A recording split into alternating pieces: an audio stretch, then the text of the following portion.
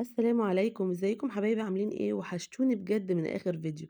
اللي خلاني غبت كده عنكم الغيبة دي فعلا شديد القوي. زوجي الحمد لله على كل شيء، كان عمل حادثة وقاعدين بيه بس. الحمد لله يعني علم احنا لسه مستمرين فيه. اتمنى ان انتوا تدعوا له بالشفاء العاجل يا رب. بس قلت بقى كتير عليا كده، لازم ارجع لكم ولازم اتقوى بيكم واشوف دعواتكم الحلوة.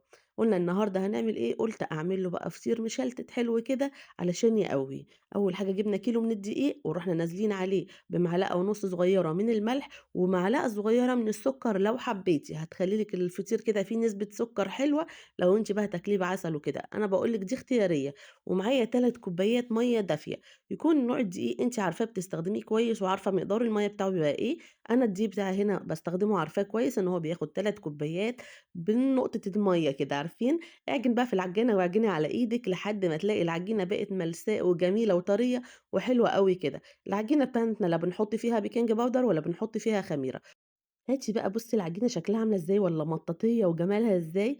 هاتي كده هاوريكِ على الميزان بقى هي عاملة إيه، عاملة كيلو ونُص وكمان 66 جرام. هاتي بقى كده طبق وطبقين جنبيكِ علشان تسهّلي العملية معاكِ وما تنسيش. الكورة هاعملها وزنها 120 يعني قد الطماطماية الوسط. يعني عدد الكورات هتطلع معايا كام يا شيماء؟ هنطلّع طبق فيه 7 كورات وطبق فيه 6 كورات. طب ليه مش هنحطهم في طبق واحد؟ هاقول لِك وإحنا بنشتغل ليه أنا ما حطيتهمش في طبق واحد. باسهّل ليكِ الدنيا علشان ما تتعبيش وأنتِ بتعملي الفطيرة. هاتي بقى طبق كده فيه زيت وروحي قلّبي فيه كل كورة كده في الزيت، بعد طبعًا الطبق ده إحنا دهنينه زيت، وسيبيها بقى ترتاح لمدة من ساعة لنُص ساعة، يعني بُصّي من نُص ساعة لساعة.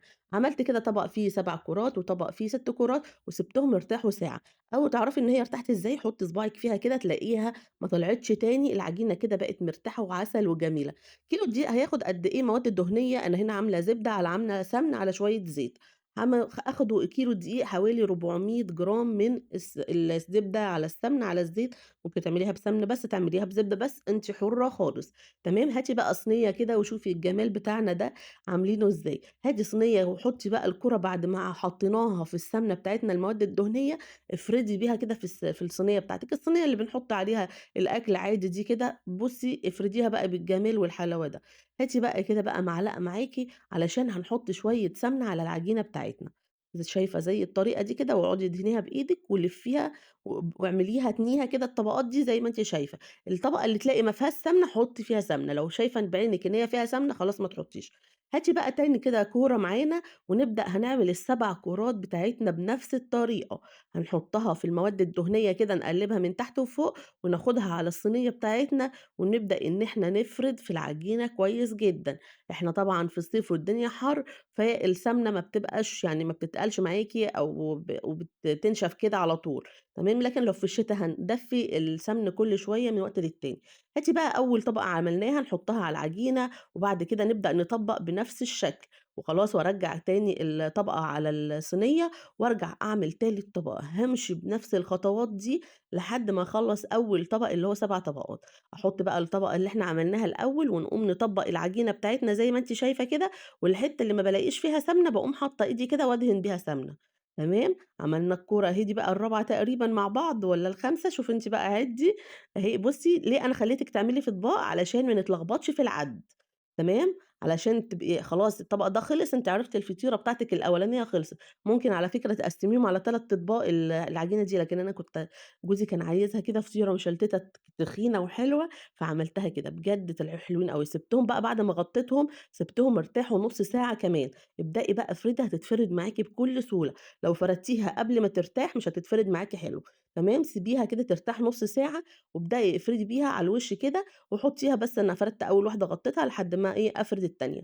معاكِ كده إيدِك فيها بقى بواقي السمن اللي اتبقى وافردي على الوش. عندِك بقى شوية قشطة بلدي أو هتشتري قشطة حطيها على الوش هيدّيكِ شكل ولون خطير. أنا من النوع اللي باحب الفطير بتاعي يكون متحمّر أوي كده من على الوش. أنتِ بقى ادّي درجة الفرن بتاعتِك اللي أنتِ حاباها.